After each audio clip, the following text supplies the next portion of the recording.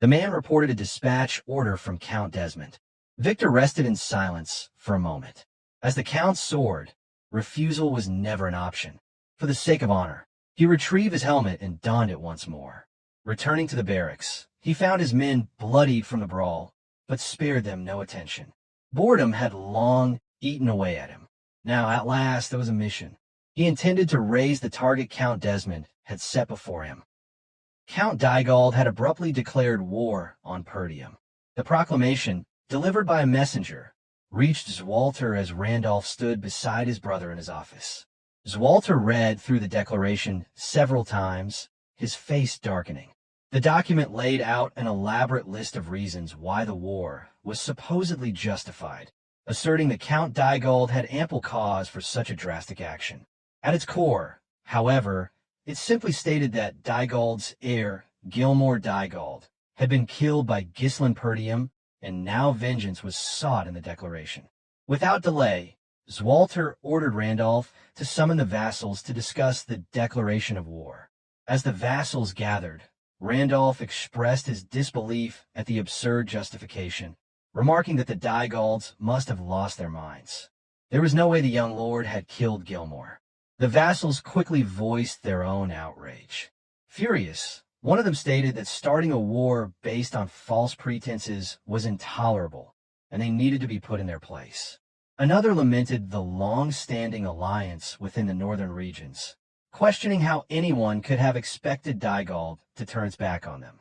A third raised a question of what Dygald hoped to achieve by fighting them, while the vassals continued to seethe with anger. Denouncing Count Dygald at every turn, Zwalter stood deep in thought. Known throughout the kingdom as a benevolent lord who had never enslaved his people, Zwalter had always faithfully carried out his duties, serving as the northernmost defender against the barbarian raids that constantly threatened the northern villages. Suddenly, Zwalter's attention snapped back to the room when Ghislain spoke to his father, mentioning the runestones. Ghislain reminded them that two of their retainers had been sent to Dygald as envoys while Ghislain had been at the magic tower. He suspected that these envoys might have leaked critical information about their territory. Once more, chaos erupted as one vassal questioned Ghislain's accusations, demanding to know what evidence he had to make such a dangerous claim. However, Ghislain remained unfazed, while Zwalter fell silent, reflecting deeply on his son's words. The runestones, he realized, might have been the catalyst. Sometimes, actions intended to benefit a territory ended up becoming its undoing. Zwalter looked at his son, now seeing the calm demeanor of someone who seemed to have known the war was coming. Despite his youth, Ghislain, who had once been known as the Mercenary King in his past life, remained composed. On the other hand, Randolph grew more impatient, stating that there was no need to overthink the situation. Their forces outnumbered Dygald's, and they had far more battle experience. They should make them pay for picking a fight. At that moment, a knight burst into the room. It was Scoven, bearing bad news from the gate. Breathing heavily, Scoven reported that Dygald's forces had arrived. Before the vassals could even process the news, the devastating blow to their morale was already clear. A high-level knight, on the cusp of becoming a superhuman-level master, was leading the charge. Dressed in shining silver armor, Victor, the Count Desmond's sword, had been trained from a young age and now carried the flag of Dygald to raise Perdium to the ground. Though Dygald was not a prosperous territory, much like all the estates in the harsh northern region, the exception was Desmond and Raymond's territories. Count Desmond, while feigning neutrality, had already aligned himself with the duchy's factions, and Amelia was stirring rebellion in Raymond with the support of the duchy. Now, the duchy's power was bearing down on the impoverished territory of Perdium under the pretext of a senseless justification. As all of this unfolded, Randolph seethed in fury, asking aloud how it was possible that they had declared war and arrived so quickly. Albert added, wondering when they had even prepared all of this. Meanwhile, as a seasoned commander, Zwalter remained deep in thought. Moments later, Soldier reported that a confirmed force of about 6,000 armed soldiers, with a follow-up supply division of approximately 1,000. Numerous siege weapons had also been spotted, and deployment had already begun on Dygald's forces. The revelation left Homern in a panic. He turned to Randolph, his voice filled with alarm, as he questioned what was happening. The power gap seemed insurmountable. Equally stunned, Albert voiced his confusion. He pointed out that Dygald was just as poor as Perdium. So how could they have raised such a massive army? Still grappling with the situation, Randolph responded with frustration, reiterating that this was exactly why he had warned them before not to reduce their forces. Fed up with the constant bickering, Zwalter screamed at the vassals to get a grip. He told them that arguing would only delay their response, and ordered that all soldiers be gathered at the walls. He commanded that every citizen be brought into the castle, and every gate should be shut tight. The soldiers were to hold their positions. With his gaze hardened by years of harsh northern battles, Zwalter stated firmly that the war had begun. At the forefront of the Dygald army, Thamos Dygald hummed to himself as he gazed at the towering Perdium fortress. Confident that Count Desmond's support would ensure victory, he was certain the fortress would soon fall into his hands. Thamos grinned as he thought of Gilmore, his son. While Gilmore had been a lazy and useless heir, his death had given Thamos a valid reason to strike Perdium. Gilmore's death didn't trouble him much, because he could always have another son. But the chance to seize Perdium with overwhelming support was something that could only come once. Turning to Victor, Thamos asked that he accompany him, as he had something to discuss with Count Perdium. When they arrived before the wall, Zwalter shouted out in defiance, demanding to know what kind of atrocity Thamos was committing. Thamos laughed to himself, responding that what he was doing wasn't an atrocity. His beloved son, Gilmore Dygald, had been killed on this land, and he was now here for revenge. With a menacing grin, he added that Zwalter's son, Ghislain Perdium, had killed his son. What parent wouldn't be enraged by the death of their child? Thamos then offered Zwalter a chance to end the conflict without further bloodshed, suggesting that if he surrendered now, it could all stop. Ghislain, who knew that Count Desmond was backing Dygald in this war, stood silently, observing the unfolding events. Filled with rage, Randolph shouted at Thamos, denouncing his lies. Equally disgusted, Homer agreed with Randolph, stating that any further conversation would be meaningless. However, Ghislain was lost in thought. While saving Elena had bought him time, he knew that with Gilmore's death, this war was inevitable. The fact that Dygald had brought siege weapons confirmed his worst fears that they were intent on crushing Perdium completely. At that moment, Zwalter stepped forward, declaring that Ghislain had not killed Gilmore. With a gaze hardened by years of defending the northern fortress against barbarian raids, Zwalter stated firmly that this was his only answer. He warned Thamos that if he valued his life, he should leave now. Thamos was visibly startled by the intensity of Zwalter's gaze, but Victor remained silent, standing unwaveringly by his side. Victor observed Zwalter, thinking to himself that the Northern Wolf had truly earned his reputation. Zwalter Perdium embodied the spirit of a great general who had defended the North for so long. Sweating heavily, Thamos acknowledged Zwalter's reputation, stating that as expected of the Northern Wolf, Zwalter's choice was a foolish one. He warned Zwalter not to regret his decision and turned back to his forces with a final threat. Meanwhile, Zwalter knew that this would be a difficult battle. Perdium was a poor territory with barren land and few provisions, ill-prepared to withstand a prolonged siege. Feeling the weight of the situation, Randolph pleaded with Zwalter, asking him to entrust all the troops to him. He was confident that, as a high-level knight, he could easily defeat the poorly trained rabble Dygald had assembled. Albert interjected, warning Randolph that no matter how strong he was, the sheer gap in numbers was simply too great to overcome. Homer shared the same sentiment, stating that with only one loss, Perdium would be finished. However, Randolph could not remain silent and retorted that they couldn't just stand there and do nothing.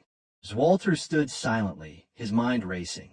The vassals began suggesting that they request aid from other territories and hold out until reinforcements arrived.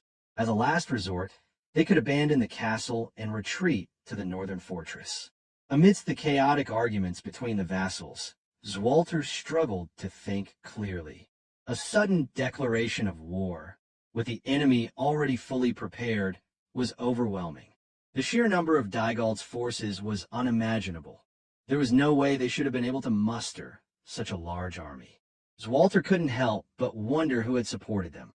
As a lord, he knew he couldn't flee the castle, but as a father, he was certain that Ghislain had not killed Gilmore, and thus he could not surrender.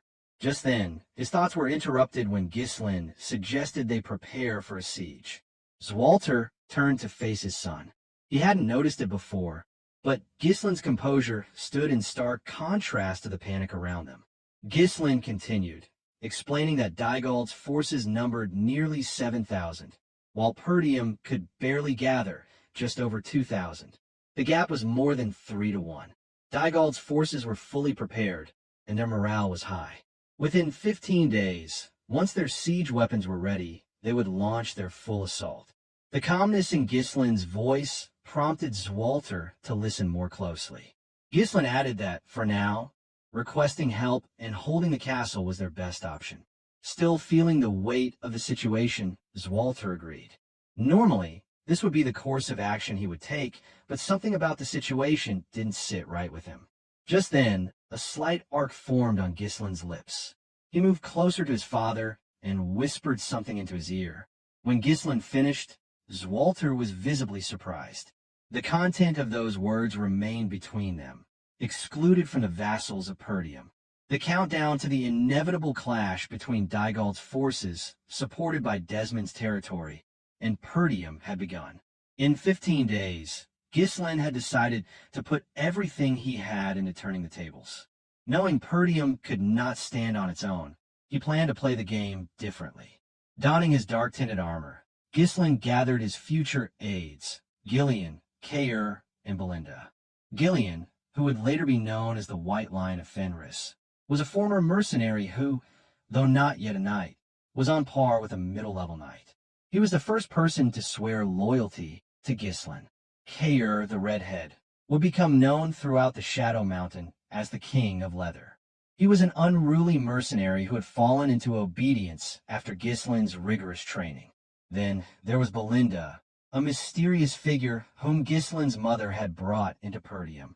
She hailed from a shadowy assassin organization and had been entrusted with the care of Ghislain and Elena after their mother's death. With them gathered, the war had truly begun. In his past life as the Mercenary King, Ghislain had been one of the 7 strongest on the continent. Though his individual strength wasn't ranked among the highest, his tactical brilliance in battle had earned him a place among the top 3. If time had allowed, Ghislain would have sought out one of the legendary figures he knew from his past life, Claude, Ghislain's #1 slave. Claude had flipped kingdoms upside down alongside the Mercenary King. But time was not on his side, and there was no opportunity to fetch him. With the resources he had at hand, and with the knowledge of a man who had rewound time, Ghislain began to elaborate his plan. He explained to his aides what needed to be done. Before Dygald's forces advanced, they would strike at their supply unit. If they cut off the supplies, continuing the war would become incredibly difficult for Dygald. Cautiously, Belinda posed a question, wondering how they could achieve such a feat because the area in front of the castle was already occupied by Dygald's troops, and there were too many eyes watching. Any attempt to act would be noticed immediately. Ghislain turned to Kaer and Gillian, asking if their preparations were complete. Kaer reported that, as ordered, they had stationed troops in advance at the forest of Beast Outpost. If needed, the troops could hide in the forest, ensuring they wouldn't be discovered. Next, Gillian reported that the ponchos, made from Dyrus Int bark as Ghislain had requested, had been distributed to the soldiers. The dark material was perfect for night operations, making it easier for the soldiers to blend into the shadows. Pointing at the map, Ghislain explained that a large force would naturally be easily spotted, but a small, elite unit wearing camouflage wouldn't be as easy to detect, making an ambush a viable strategy. However, Belinda couldn't shake her concern for her young lord. Despite his calm demeanor, she couldn't help but worry about the risks he was taking. Ghislain turned to her, explaining that the one problem they still faced was not knowing where Dygald's supply unit was located. He ordered Belinda to find the location of Dygald's supply unit. Startled by the gravity of the mission, Belinda paused, thinking carefully. She knew she had to protect the young lord, but she also wondered how Ghislain could be so daring in devising such a risky plan. After a moment of hesitation, Belinda replied with a firm understanding that she would carry out the task. On the other hand, Ghislain thought to himself that this was a dangerous mission, sneaking into enemy lines, risking death, but he trusted Belinda. He knew she would handle it with ease. Now, there was only one thing left for him to do: play his ultimate trump card to end the war. In his past life, Ghislain had known Vanessa as the Red Nightmare, a figure who had gained legendary status after raising the Lithania kingdom following her breakthrough to 7th Circle mage status. Her talent and unconventional mana cultivation technique had turned her into a force to be reckoned with. In this war, Vanessa had become an indispensable force for Perdium. A few days later, at Dygald's supply unit camp, the darkness shrouded the area, with the moon hidden behind thick clouds. Unaware of the impending devastation, Baron Fabreau, a vassal of Dygald and the commander of the supply unit, cheerfully proclaimed that the war had finally begun. He eagerly anticipated the day he would be granted his own land. Perdium's former retainers, who had joined his camp, agreed, with one stating that joining Desmond's side had been the right decision. The support from their troops had earned him a cushy rear position. Another retainer raised his glass, praising the other's excellent decision-making. Drinking heartily, Fabreau continued to revel in the moment. He waved his glass, shouting that Perdium would soon be nothing but a distant memory, and part of the land would soon be his. In the darkness surrounding the camp, Ghislain's force lay in wait. Leading the charge, Ghislain had gathered his entire mercenary army. His plan was simple: wipe out the Dygald supply unit and cut off their resources, crippling the Dygald main force stationed in front of Perdium Castle. Despite the gravity of the war to come, Ghislain's future aides jested among themselves. Belinda sighed, commenting that the weather was particularly gloomy.